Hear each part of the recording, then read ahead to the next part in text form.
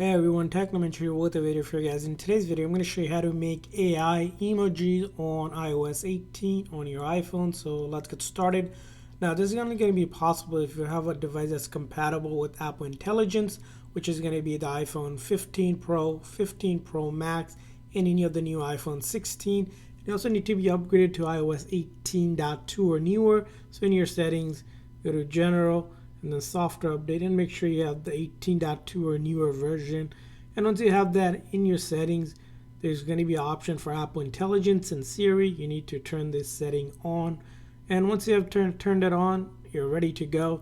Let's go ahead and create one. In order to do that, you're going to open up your messages and type up a message like you would to someone. Let's tap on over here, click on the emoji here, and then there's going to be a new section that says describe an emoji. So if I tap on here and I want one, so let's say I have a specific emoji I have in mind that I want AI to generate, I can type it in like dog in space as an example, and then I click on that, create new emoji. So if I click on that, it's going to start generating the new AI emoji.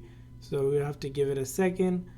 As you can see here, you can give it more description. The better description you give it, the better image you'll get for the emoji. You can see here, option here. Once you're ready, you simply click on add, and now I have it here, and I can click on and send it to someone just like that.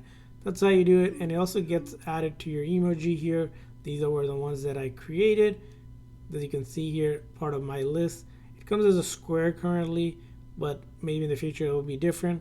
But again, all you're going to do is just click on that emoji to get this section, and then you can start describing the emoji that you want with your phrase or a few words, and you'll get that, also known as Gemoji.